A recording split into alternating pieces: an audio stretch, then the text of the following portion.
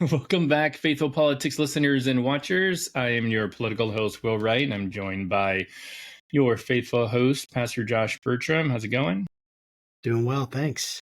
And today we have returning with us Amanda Carpenter, who is an author, writer, and editor at Protect Democracy, which is a nonpartisan organization focused on preventing authoritarianism, and is here today to chat with us about how, if elected, Trump will finally realize and understand the duties and responsibilities of the presidency and rise to the occasion to unite the country. Or she might talk to us about authoritarianism and how it could take hold in America if Trump becomes president again. So welcome back. Hey, Will, you accidentally said Amanda Carter instead of Amanda Carpenter. I know you know what my name is. I wasn't gonna. Yeah, no, I don't know if you want to redo that. You can mark this, or if you just want to keep it, and we can. I'm keeping it. All right. The outtakes is what the people want. So yes. I'll never forget Carpenter because, like, you share the same last name as the profession of Jesus. So you know, it's a lot to live up to. Yeah. So how have you been, Amanda? Good.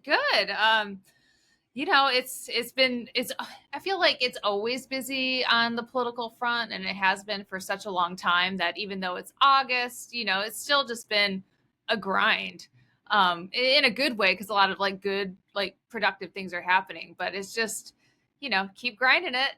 We've been talking about a lot of this for a while. When was the last time I was on? Was it about my book? I feel like it was 2018, but we've kept in touch. Yeah. Mm-hmm. So yeah.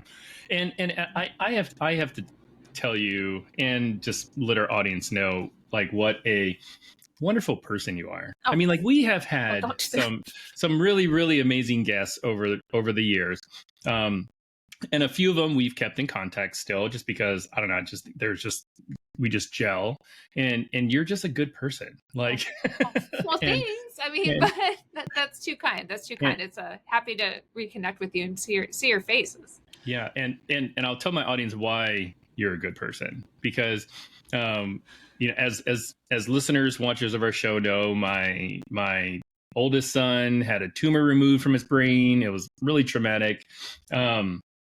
I remember I was posting on, then it was called Twitter, a GoFundMe thing, and I had just a whole bunch of love and support from all kinds of people.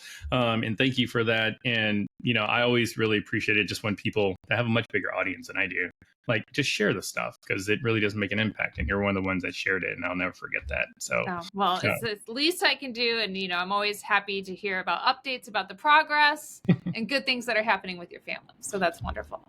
Yeah. So let's talk about authoritarianism. It's an area that you've been writing a lot about lately. I noticed just this morning you finished up part 3 of your 3-part series. So maybe we can start there. What is the series that you wrote? How it happens here? Yeah, well, just to give a little bit of a recap, I think last time we talked, I was still with the Bulwark, and I still do a lot of stuff with those folks over there. They're just absolutely wonderful, and I can't let them get rid of me, quite frankly.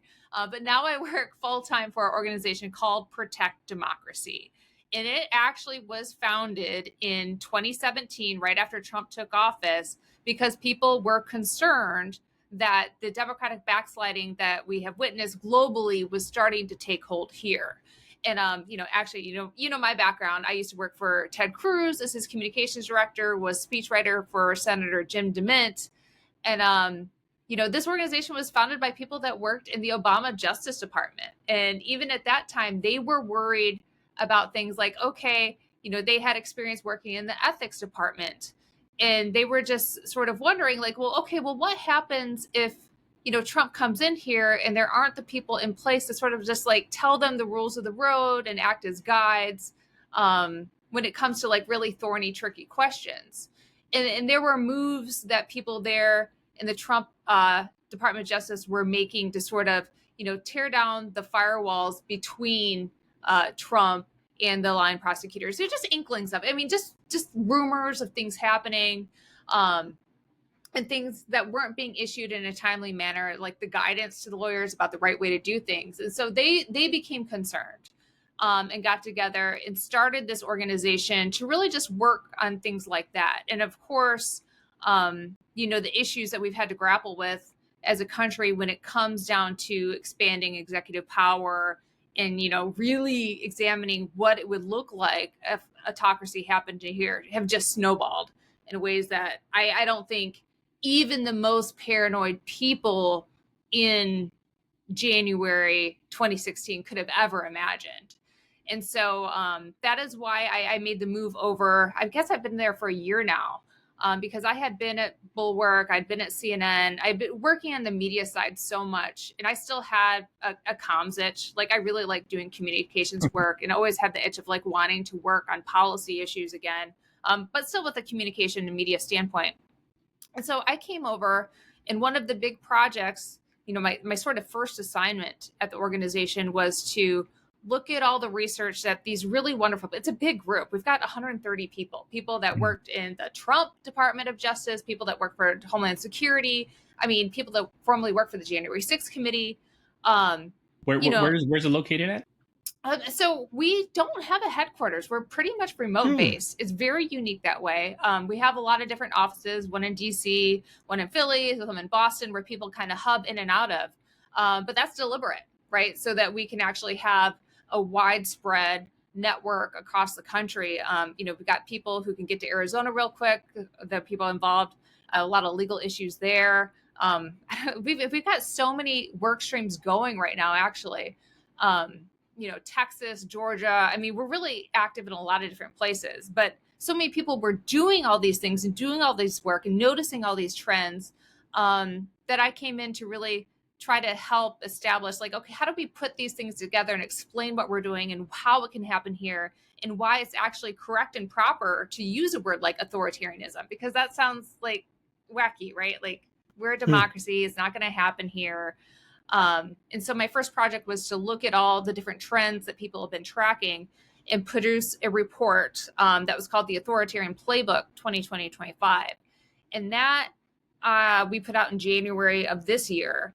And what it did was specifically look at Trump's campaign promises and pledges and evaluate the ways that it kind of goes beyond normal politics and the plans that he has that would systematically, dismantle democracy. And that sounds like big and scary. But when you look at things like his promises to pardon the January 6th rioters, and you take a clear look at that and see, like, okay, that is a way of providing a license for political violence and law breaking. That's kind of a big deal. Like, that's abusing the pardon power. Absolutely. And he did do it in his first term. But he plans to take that much further. I mean, even the incident that we saw this week, whatever happened at Arlington Cemetery, where an unnamed aide, according to the Army people and everyone that reporting on it, had a physical altercation with a female cemetery staffer. And that is the kind of, it's not violent, but it is violence that's condoned and continues to be welcomed. And so, we looked at things like that and like how the Department of Justice would be weaponized and, what exactly how it could take place by tearing down these firewalls and things like norms that all these, democracy geeks care about, how it would transform the federal government. And so then more recently, because that ended up being a really long report, it's not as long as the Heritage 2025 manual, but maybe kind of close. Massive. Yeah, it's not 900 pages. But because we have this cool newsletter, I hope your listeners will check out. It's free. It's called If You Can Keep It. We broke that down into a 3-part newsletter talking about how autocracy would take hold here incrementally. And so that's what brings us to today. That's kind of a long way to talk about it. We'll talk about the specifics. But that's really good. Kind of some of the backstory. Sorry for talking so much. No, it's pretty fine. I was going to say your newsletter and the newsletter I get from Vote Beat are like the two that I read in any regularity. So kudos to you all. And then I also just wanted to, give a little bit more kudos to protect democracy, because it always seems like whenever there's like a news story that required some really fancy lawyering, that there's always like a representative of Protect Democracy involved. Like, so whether it's like the 2000 Mules case, or like the Jessica Denson case, like you all are like in all of that. I mean, like, how do you even like get, like, how are you able to do all that? Well, we have a lot of people smarter than me that are that are actually doing the work on it. But one of the work streams is a project called Law for Truth. And so how that started was by our staffers tracking the way that disinformation was weaponized in the 2020 election, like through films like 2000 Mules and et cetera. And I'm going to talk a little generally because a lot of this litigation is still active. But this is, a lot of stuff that's open in the press. I'm not revealing any kind of secrets. But the general idea here was like, okay, we see how real people are being hurt. People like Ruby Freeman, Shay Moss, postal workers in Pennsylvania that are targeted, the people whose faces they blurred out in the movie and made them out to be criminals. Those people suffered real harm. And so a lot of, really smart people were asking, well, how can we stop it? What can we do about it? And sort of looking for like new laws and new things to do.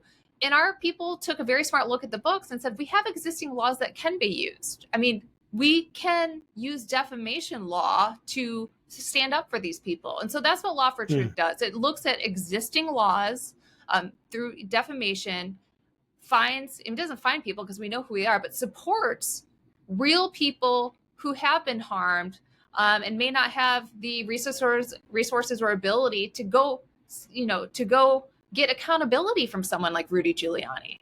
I mean, I think people look at him and see his podcast and kind of think he's a joke, the hair dye dripping down his face.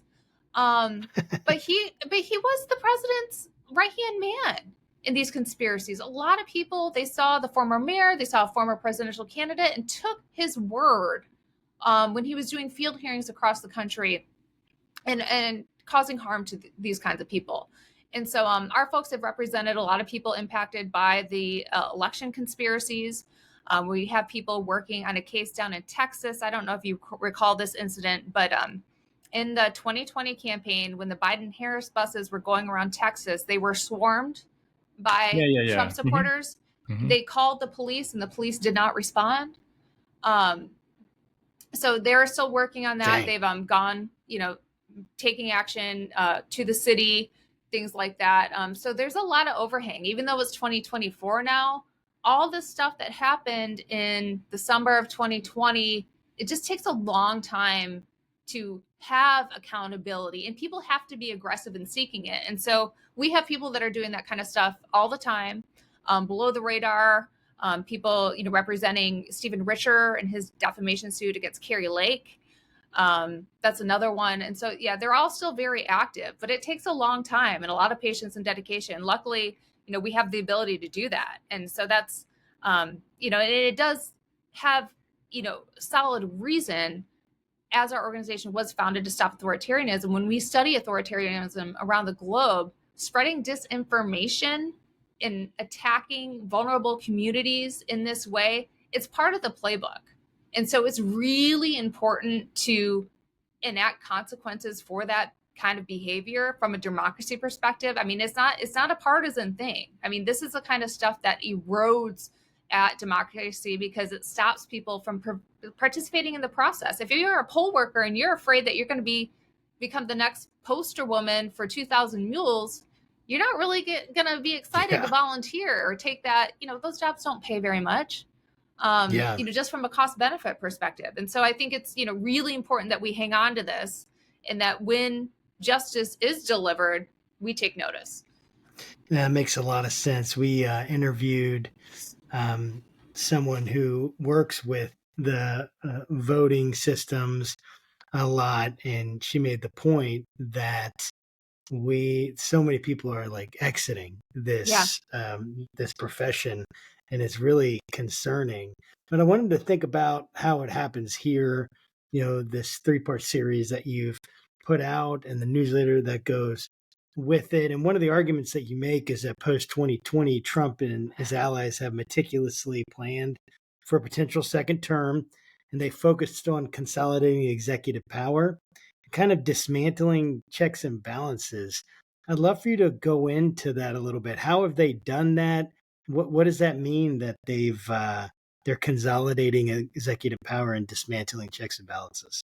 The thing that is really stunning and that happened, they toyed around with during Trump's first term, but really have spent time planning in their time out of office. And I'm not talking about Trump. It is Project 2025. But like when you look it all up, the thing that underpins it is that a conclusion was made.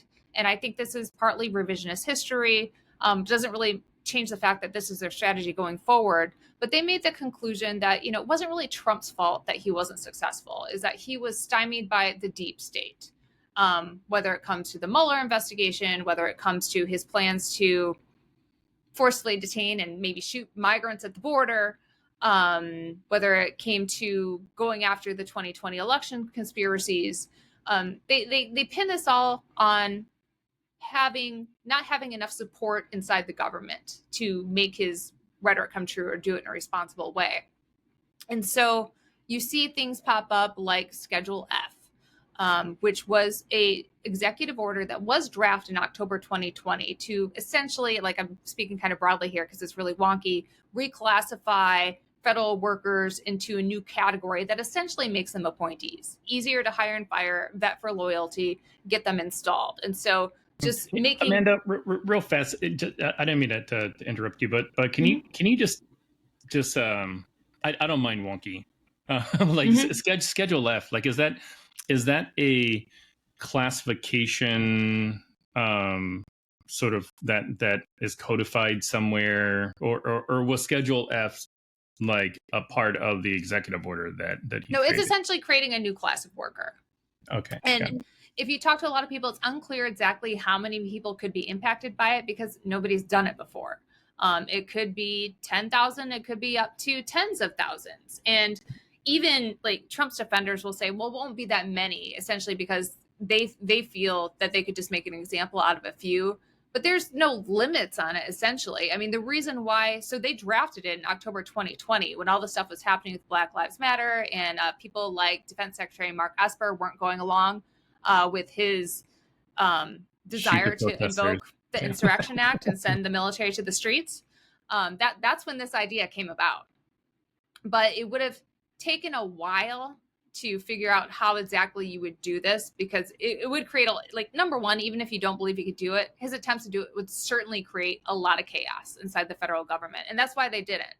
And so it was on the books. It did not go into effect because Trump left office and Biden rescinded it. So this is actually ready to go. And that is how, you know, essentially on day one, as he's promised, he would reissue it to get more of his people inside. And so like going back to the idea of like, why is this such a threat? It's because there is a conclusion, which is different than the kind of limited government constitutional conservatism I grew up with, where you want to limit federal power, right, for the executive, although we could have a debate about what Bush did with war powers and things like that. But generally, they want to expand it and maximize it for their own personal political use. Like that is a conclusion that was made. We need to harness the entire power of the federal government behind the president so that those employees do as he wishes, to act as a counter to essentially run over Congress and the courts, even though they found a lot more purchase in the Supreme Court with the immunity decision than I think they ever imagined. So that's kind of like where all this is emanating from, about how do we maximize federal power behind the president in a way that I think any reasonable analysis leads to the prospect of a lot of abuse in a way that is authoritarian. Because if you look at the way that Trump wants to use it, you know, he's essentially said, like, one of the things that he talks about most clearly and relentlessly is his desire to investigate, prosecute, use the legal system to harass. I hate using the word political enemies or opponents because it's really anybody who challenges him, right? Like even this week, he was talking about jailing Mark Zuckerberg for the fraud that he conducted in the 2020 election. Number one, he didn't. Mark Zuckerberg, like that didn't happen. Like anytime Trump says he wants to jail people for fraud over the 2020 election, that's not a thing. It didn't happen. I mean, you're talking about just sham investigations. And even if you don't think that they're going to go to jail, it's certainly harassment. Certainly, they've got to start talking to their lawyers now about how to protect themselves. So even the rhetoric now has impact. And so That's again, I talk too much. I wonder if Mark Zuckerberg is like regretting that letter you sent to Jordan, hey Jim Jordan, by the way, I'd rather Trump win, and then Trump's like, yeah, if I win, you're going to jail. Yeah, but that's the sort of thing about, I don't know if you classify Zuckerberg as the business community, Mm. but the problem is that you would think that the private sector would naturally resist like an authoritarian bully, right? Like that's what we want to believe. In practice, that's not actually true. It's not true. What they do, I mean, by and large, is find ways to preserve their station and rent seek with the government, right? Like once you know the leader, whoever it is open for business, and you just have to get in good with him to preserve your standing. Like by and large, they're gonna do that. Yeah. You don't see a lot of profiles and courage coming from business leaders. I mean, I think if you look at the cozy relationship between Elon Musk and Trump, that proves a lot of that. Yeah, it certainly does. I'm curious if we've already seen a hint of the excess executive power breaking up a lot of our standards and norms. In after the election was over in 2020, there is a woman who became famous. Her name is Emily Murphy, who worked for the GSA and was appointed as a GSA administrator. I remember that, yeah. and I just remember that there was like this long period of time where they couldn't get the keys to the offices, or the reams of paper for the printer or whatever, because she was holding it up. Do you think that is just a microcosm of what we could see kind of in a Trump 2.0? Totally. I mean, the thing about how this kind of authoritarianism works in sneaky ways is that it seems like anybody who has a shred of authority just finds ways to use it to maximize their position. I mean, GSA is actually stealthy. Like, I think it might be like the biggest government agency because it owns the most property technically. Yeah. But again, like who the heck knows who the GSA administrator is and why that she would even think to not turn over the keys once she's evicted out of her office. But that's the thing that made me think, like, I've been thinking about this a lot with the what's been happening with the Georgia Board of Elections. I don't know if you followed this. So yeah, there was a decision within the Board of Elections where they decided that they would grant themselves the authority to conduct any reasonable inquiry into county election results, which is just, we could talk about that more, but just opens up a lot of trouble. I mean, it's just essentially a board of electors deciding that they're going to grant themselves a bunch more power because they can. I mean, it's not in accordance with state laws, but like, who would think to do that? Exactly. I mean, maybe it wasn't so novel after the pressure campaign against Mike Pence, but they just had this little shred of authority where they're just supposed to look at the votes, put them in the books, send them away, say this is who the winner was. And they're like, no, actually, why don't we just give ourselves a bunch more power to do stuff?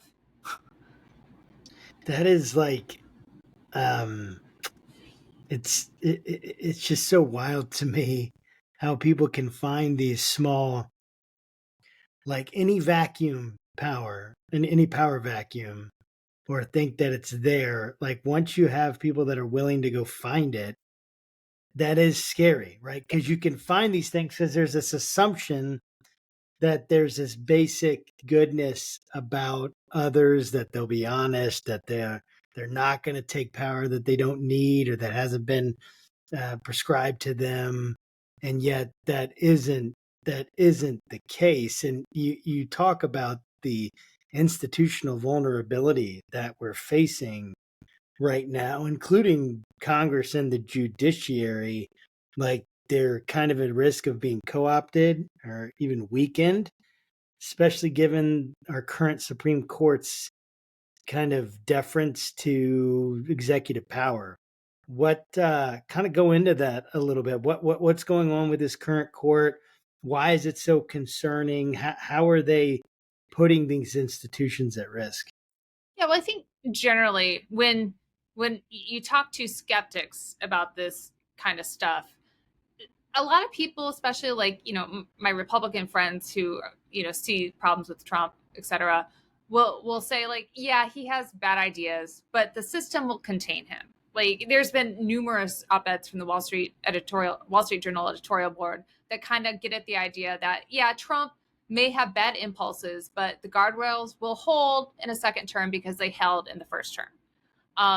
I disagree with that on 2 counts. Number one, the guardrails held, but number one, they're weakened dramatically, and we're lucky they did. I mean, we essentially came down to Mike Pence doing the right thing at the 11th hour. I wouldn't like say like that's a plane I want to get in again and ride it to a safe landing. But if you want to talk categorically about, okay, what are those institutional guardrails that you are depending on to contain an authoritarian president? Well, number one, you look to Congress. Congress, as long as, the House at least is controlled by Republicans, or at least there's a substantial Republican faction. If you look at what happened in the first term, there was not any meaningful oversight or constraint by Republicans on the Republican president. Look at the first 2 impeachments. The 2 Republicans that, did participate in oversight activities were essentially purged from the party. Liz Cheney was kicked out of her position of leadership. Adam Kinzinger had to resign. Most of the people, I think, save for Murkowski at this point, that voted for conviction in the Senate are gone or are leaving or retiring very soon. And so the prospects for improving oversight in a Trump 2.0 are not there. There will be less oversight. There will be less constraints from Congress. If anything, we've seen the Republican Party in Congress want to enable Trump and cover up for him for his worst impulses. So I don't think you can look to Congress exactly to provide any kind of meaningful constraint. Okay, then it brings you to the courts. Yeah, you can do that. But, as we talked at the top of the show, if you're looking for accountability through the courts, number one, it takes a long time. That usually comes after the bad thing already happened, right? Because you can't take the people to courts preemptively. So in order to have standing, but also Trump has a friendly Supreme Court right now, as we saw from the immunity decision. I think if you ask most legal scholars, even the most conservative ones, if a president went to the Supreme Court and asked for absolute immunity, would he get it? They would say no. But they found a carve out for official acts. What that exactly means to be determined, but you can expect it to be pretty big. And so in a Trump 2.0 situation, maybe he nominates more justices. He'll have, but it's not just the Supreme Court. There's justices around the country that will be friendly to him because they'll have more opportunities to nominate more judges. And so that doesn't improve. So, okay, Congress, courts, doesn't look great for oversight or containment. Then you look at the civil service, the deep state that they plan to purge and replace with loyalists on day one. I mean, that is part of the plan. That is a check that they are systematically determined to root out and make the federal government essentially loyal to him. And so then you have the last constraint, and that's elections. And so if in 2024 voters decide that they would like these authoritarians to return to the White House, and they will argue that they have a mandate to do this stuff because it's being broadcast extremely clearly. It's written down in books and manuals on websites, in nonprofits.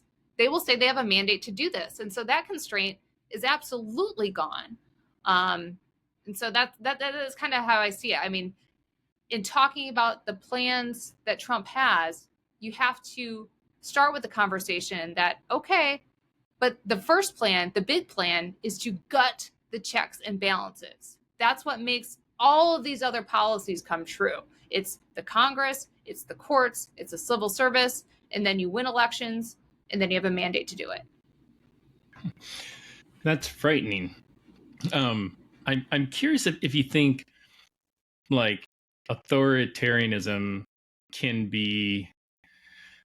I'm not sure if I'm going to be able to phrase this properly. Like if Biden did all the things that Trump is doing or plans on doing, whereas, openly, publicly stated he's going to do. I mean, I don't think I would be very happy with Biden. But then if he were to make a case, say, hey, I'm only doing these things because like Trump is an existential threat to America. like like has that ever worked where more authoritarianism trumps like other authoritarianism? Yeah, that's a good question. I'm sure. Well, I don't have enough examples in my brain at my disposal to pull up, but it seems like it would certainly just lead to violence, right? Like Yeah. that kind of seems the end game. And so, but that is kind of why, in modeling how you stop the rise of authoritarianism is not to match tactics for tactics. It's to build out a broad, big tent opposition network to it. It's kind of like, not to go back to my work at Protect Democracy, but it is kind of like part of our own internal strategy at our own organization.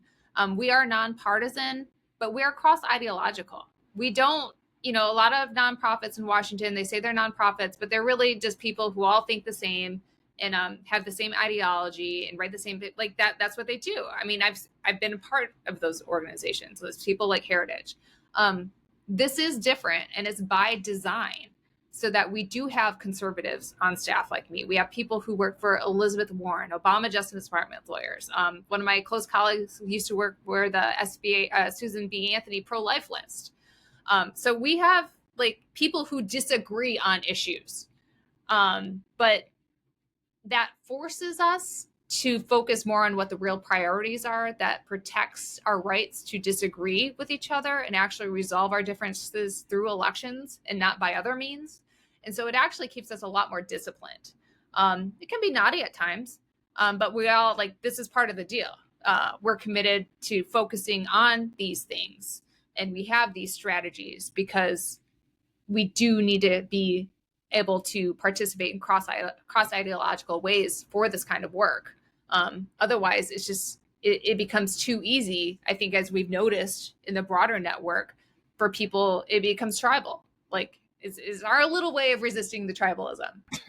But in order to be successful, that is what it requires on a broader scale. Yeah, and you mentioned Congress would normally be a good check. The courts would normally be a good check. But what about the media? What role does the fourth estate play in this? Yeah, I mean that it's such a complicated one, as I surely you are aware. But if you look at authoritarians around the globe, one of the first things they crack down is the media. And we've seen this in pretty spectacular fashion. I was at CNN when Trump was doing the fake news thing, and somebody got inspired to send, the pipe bombs to various offices and target people. He's maybe has tamped down on that a little bit, but in terms of the systematic ways, he explored cracking down on the media in his first term. He had really, you talk about the GSA administrator, he was asking the Postmaster General to double the shipping rates on Jeff Bezos to hurt Amazon because he bought the Washington Post. I mean, who thinks of that? Trump's people, right? And going after the press is what authoritarians do. I mean, Orban's the big new hot stuff in conservative circles these days. Orban systematically went after the press, fined them, essentially putting them out of business. And then conveniently, Orban's wealthy ally investors gobbled them all up. And now Orban has a friendly press, so it's a lot of little things like that. And so the media has to be wise to it. And I think a lot of them are. But at the same time, we see a lot of big outlets. They still got to find a way to cover the news and have some kind of access. Yeah, and so that's really among the elite ones. But I'll be really upset if Trump gets back into the office and CNN doesn't put Jim Acosta back in the press room. I think he likes working weekends now, but that's hilarious. Yeah, I mean, Will, you kind of stole my next question, because I was thinking about, thinking okay, yeah, you have Congress, you have judiciary, you have the civil service, then you have elections. That all makes sense. And I'm thinking, yeah, I guess he has called into question every single one of those institutions. Although I gotta say, I'm not sure there's going to be a White House press corps in the second Trump administration. I am not joking. Like, there's been people Really? talking about just getting rid of it. I mean, What? So you have media, and then I was thinking of one more, the church, and then I'm thinking, man, like he has divided yeah, the church or religion, right? Whatever you'd want to say, the church or religion. What do you think about that next? Like, so we have media. What do you think about the way in which Trump has used, or has used the church and in religion? I mean, it's complicated. It's hard to watch. I mean, because you don't want to like talk about every church, but I mean, certainly, I mean, after Lafayette Square, walking across the St. John's Church and holding the Bible upside down. I mean, what was he trying to signal with that? And then I'm thinking about, I don't know if you saw the videos. I think it was The Guardian took with one of the OMB director who held up the funding for Ukraine in the first Trump administration, Russ Vogt, who is pretty influential still in these circles, is Project 2025. And, these journalists, which I don't love this tactic, but they posed as donors to Russ's new think tank. And essentially we're asking him like, well, tell me how this works. Like, Trump is distancing himself from you guys, but you're going to have a way in, right? And he's like, yeah. And he's giving him the spiel. But the thing that stuck out to me is that he said, we need to rebrand Christian nationalism. It's like, what do you mean by that? But obviously they think that, the churches and congregations are a key part of their base and have suffered some damage by people talking about the ways that the church is being used to advance this nationalistic, harmful, anti-democratic, in my view of the country. And he says, we're going to rebrand that to bring it back, even stronger. It was kind of the way that he was suggesting. And so it's just been sad because I know so many churchgoers who don't feel welcome in their churches anymore because they don't agree with some things and are still afraid. I mean, just so many friendships have been torn apart as a result of this stuff. I mean, I've seen it personally, professionally. I'm sure you guys have. And it's not necessarily church specific, but it seems to play out in many of those kind of conversations. Yeah. What's funny or interesting, and I've said this before on the show, where however many years ago when we started this thing, we knew we wanted to kind of have a podcast that combines faith and politics. I don't know that much about theology, so that's kind of where Josh falls in. But I'm really, really like into just following politics, kind of understanding how things work and stuff. And Josh doesn't follow that stuff. So sometimes Josh will ask me questions like what did you ask me the other day? You're like, hey, did you know that Abigail Spanberger is running for governor of Virginia? I'm like, yeah, of course. Yeah, like we talked to her, remember? Like I hinted towards the end. Yes. So, but anyways, like when we started this, we didn't realize, I mean, and this is just our own ignorance, and I don't mind showing my ignorance. Like we didn't know. It's not ignorance when no one should have to pay attention to the news obsessively. I'm just going to say that. Yeah. Good point. It's not normal. It's not healthy. Thank you for making me feel better. But like, we had no idea that like the faith community was so intertwined into politics. And again, like we knew, I mean, we just kind of knew most Christians, they're Republicans or whatever. Like I kind of knew that, but I didn't know to the extent, like to the Russ Vought level, and how pervasive Christian nationalism is and has been, like well before this podcast ever started. And talking to, like some of the country's brightest minds on this stuff, like Sam Perry or Andrew Whitehead, and it's everywhere, and it's like intentional, like there's a plan. Yeah, I mean, I've got to say though, like even though I was aware of it, and listen, like the senators I work for, we did, I mean, regularly like talks to faith groups and pastor communities and people coming to Washington as a part of their tours and conferences. I mean, that was a regular thing. But to see things, I just, what a flag I see frequently, and it always like just stops me in my tracks. It will say it's a flag, it's got a black cross on it, and the silhouette of an AR-15. And it'll have like some variation of like guns, God, Trump. I've seen a version of that many times, and that I don't think we would have seen anything. I mean, catch me if I'm wrong. I never saw anything like that before 2016. And that's even like sort of a new one, like coupled with the Trump will be back type of message. And so it may have a cross on it. I can never come around to the view that that's any form of real Christianity. And it's just a really gross perversion of it.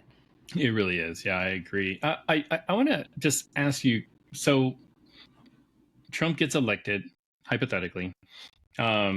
He's going to pick a whole host of people to populate his cabinet. Somebody like, I don't know, like Alan Dershowitz as the department of, I don't know, what department would he run? He would run like the Department of Justice, I'll just say. Yeah. Attorney General, sure. Yeah. Him or Jim Jordan, one of the two. Like, how does he get his cabinet confirmed?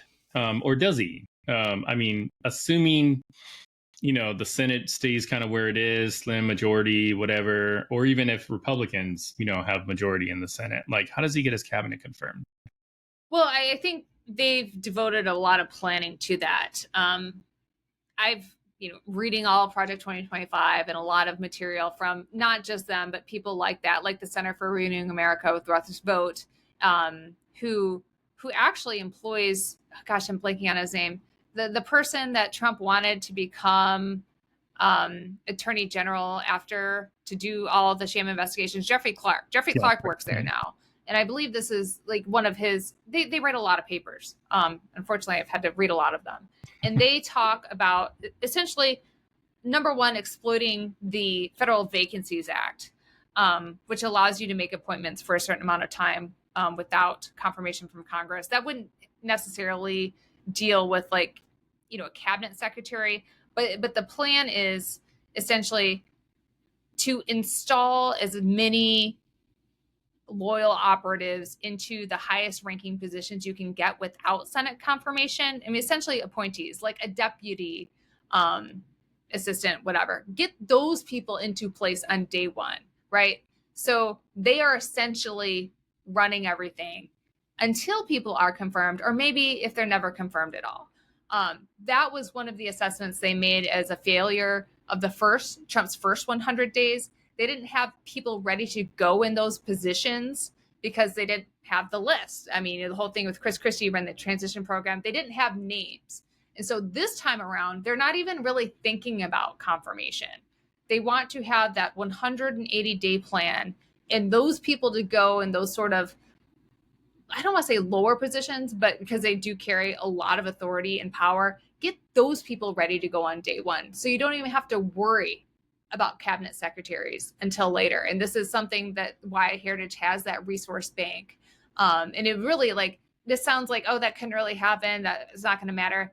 No, you can do a lot in the first 100 days if you are ready to get into that car running and you have people going into unconfirmable positions with a lot of power. I'm not familiar enough to know, cabinet secretary, do they still have to fill out whatever their SF-86 and all that kind of stuff, or is it like the confirmation kind of their background check? I mean, it's essentially just Senate confirmation. I mean, I'm not absolutely, yeah, but even though even if you're speeding through the Senate, the proper Senate confirmation process, that takes a long time. Essentially to do the hearings, and some of them, they could the Senate just speeds through because they do it by unanimous consent or whatever. But if he does nominate a bunch of controversial nominees, that only slows the process further to their advantage. Yeah, right? I was wondering if the deputy, so the deputy would be a government employee, I don't know, GS something, I'm not sure, SCS, like that person would likely have to go through all the normal customary NCII system to make sure that they're not like a criminal. So how many non-criminal type folks are in that orbit. Although, I mean, if you think about, just to use an example from Trump's first term, when he says, I want my son-in-law, Jared Kushner, and Ivanka, my daughter, to get security clearance, and I want it now, they got it, right? They had no business. Ivanka Trump had no business having a security clearance. She got it. You know, dude, that is who's going to say no to the president of the United States when he says it's directive? That is really, really concerning. Obviously, you've covered a lot of things in your writings, and we've seen kind of a refusal to relinquish power from Trump. There are two other things that are interesting to me. The idea of kind of they're exploiting these kind of unconventional legal arguments to solidify power, to gain traction in the courts, and even this idea that the significant risk that future elections, including, of course, the next one after this, 2028, would be undermined or even delayed through fabricated emergencies, manipulation of legal processes and systems. Could you go into some detail on that? How can they do that? What kind of legal theories are we talking about here? And then how would they actually subvert future elections? Yeah, sure. I mean, this is the kind of question that draws the most skepticism. When you talk about authoritarians, people think like, oh, it's like these dictators that get into the office and never leave. And that can't happen here because elections. Yes, that is generally an essential feature of our American democracy, which is why it is extremely important that when the election results are certified, someone leaves. They accept the results. If you talk to political scientists, they say there's essentially only like three big things you have to do to keep a democracy. The first is everyone agrees to play by the same rules. The second is that when there is a winner of election determined, people accept the results. And number three is that members of a party have to engage in a certain kind of self-policing. Like you have to purge bad actors from your own party as a central feature. And so, I think we're kind of not doing great with those three things. But when it comes to the election specifically, and would this really be the end of elections in America if Trump won again? I just say, look at what he attempted to do at the end of his first term when he didn't win.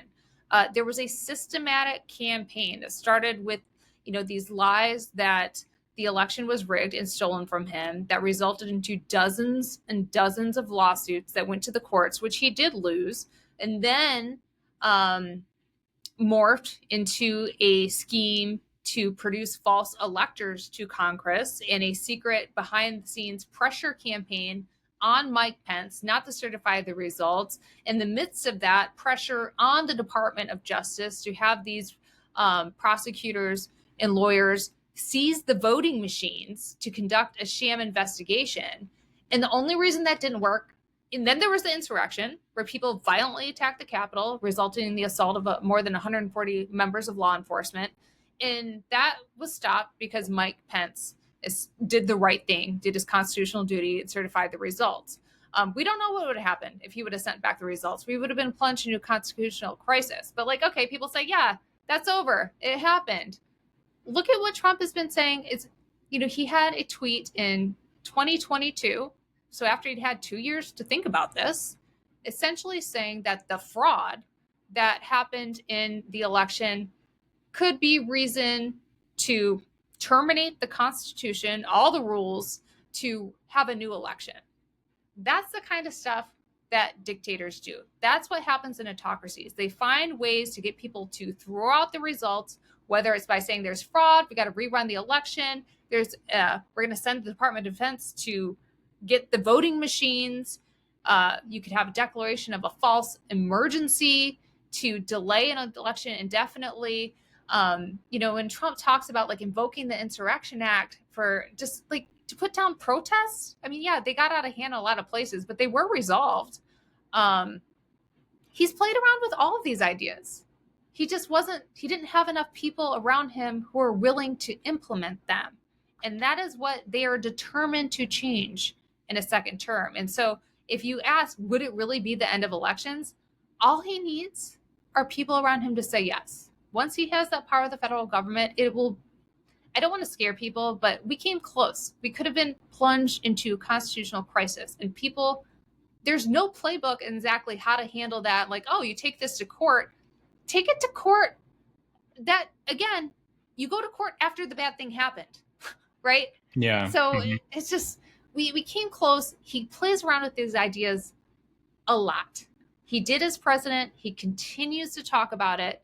In that tweet that he had, or Truth Social posting about terminating the Constitution and throwing out all the rules to rerun an election, he didn't come up with that out of nowhere, because that's the stuff that authoritarians have done successfully around the globe for eons. You know, well, number one, I think it's too late. I think you've already scared everybody. Yes. But number two, like you're a Republican. At least you were the last time you were on the show. Yeah, I mean, yeah, that it's such a weird question to me. It's just like, yeah, like I am a Republican, but like that does not mean I'm always Republican no matter what. Yeah. Like in any scenario forever. Republican isn't always Republican, you know? Like, true. Yeah. At least it shouldn't be, because otherwise you end up. Yeah, you're not the storm the Capitol kind of Republican. No.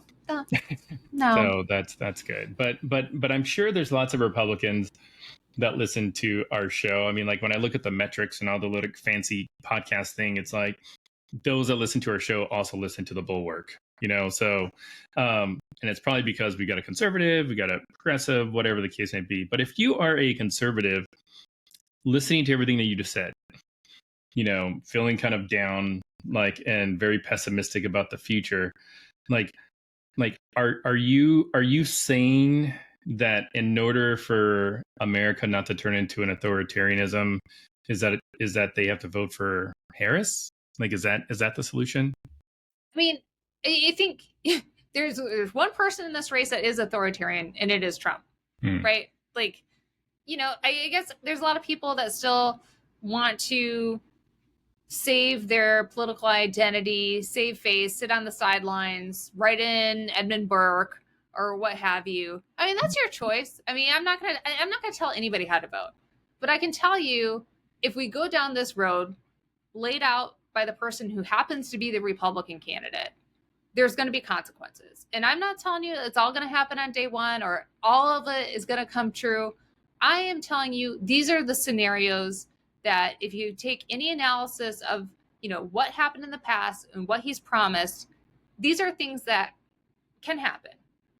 You know, pick one. If you're willing to live with any of them, I guess, like, okay, but understand this, if these things come into play, it will transform what it means to be an American. And so I don't think that, like, it's even a political question. It's just, which road do you want to go down? And if you want to be a Republican, there's lots of ways. Like, vote down ballot Republican. Like, it's not, there's lots of other ways. You're not saying, like, I've thrown out every political belief I've ever had. It's just a vote. You know, like, it's, I think we assign too much to this idea of, like, oh, I voted for this person, therefore I support them and I'm for everything. Get out of that mindset. Like, the tribalism really, I think this is an opportunity to break that kind of tribal fever where we've just got into the mindset of it's red, blue, pick a team, and I'm for them no matter what. It's not healthy. And again, I don't like telling anybody how to vote. But if you are always a Republican, vote. If you're always a Democratic, vote. If you're always a Libertarian, vote. You might want to examine where that kind of rigidity leads you. Yeah, it almost seems like there has to be like a national effort to give people permission to not vote the way that they've always voted. Because, you know, and Harris campaign, if you're listening, this would be a great advertising, I'm sure, you know, like just tell people, hey, I know you voted Republican your whole life. I get it. You know, Yeah, you're well, not. yeah, I mean, I didn't watch the entire DNC because I can't stay up that late. Sure. I'm asleep at 9:30, so Yeah, but I am aware that many Republicans spoke at the convention. People like Adam Kinzinger and Jeff Duncan, and they weren't getting up there and saying like, "Oh, I love, Harris's all of her policies." They're just saying like, "I know what could happen, and I don't want to go down that road." And so for now, I'm willing to, I don't want to be like, they're not becoming Democrat. They're just saying like, I'm going to be part of this coalition for now. Yeah, which I really appreciated their voices, and and I think Olivia Troy spoke there too, and we're hoping to have her back on the show because I know that she wrote an op-ed about being a Republican and voting for Harris. So I already told Jeff, I was like, I'm going to ask her to convert you, Josh. Oh, really? I just, there's lots of ways. I mean, it's just, it's one vote. Yeah. You have many votes in your life. Like, if you want to have your nice track record of one way, like, I think it will still be pretty much intact. I'm thinking I'm voting Libertarian again. I'm trying to, I'm I know a lot of people are everything. taking that route. And then there's the RFA curious. I'm like, all right, just look into that guy. It's got some weird animal stuff. RFK. Yeah.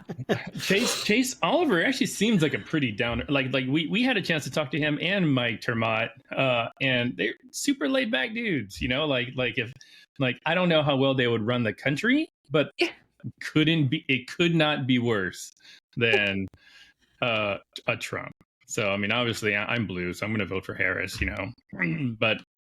But still, I know it's hard out there, and people just need to come to grips. And I'm glad that you said, "Hey, it's just one vote, just one vote." Hey, we'll make this deal, Will. I'll vote for Harris if in the next election you'll vote Republican. There'll be one for dog catcher. You can do. I'm just kidding. There'll be like county commissioner. He's like, no way, I can't do it. I can do it. Well, Amanda, thanks again for stopping on by and chatting with us. How can people get plugged into Protect Democracy and find out what you guys are doing? Yeah, the best way is our newsletter. It is free. It's called If You Can Keep It. It's on Substack. If you go to my Twitter, I've got a place you can sign up. We do a weekly newsletter that comes out on Friday mornings, and then we also put out a publication called Insights through that mantle that often offers we've got so many freaking smart people on our staff that can write things about all the democracy things you're interested about. So you get some analysis on Tuesdays and then a bigger newsletter on Friday. So, and what's the website? Ifyoucankeepit.org is where you can find it. And if you don't like it, you can unsubscribe. But just try it. It's not protectdemocracy.org or no. Our Protect Democracy is our website. That is our organization. But the newsletter that we're putting out as our media way to keep people updated. That's the best way. Awesome, cool. Well, thanks again. And to our listeners and audience, make sure you keep your conversations not right or left, but up. And we'll talk to you next time. See ya.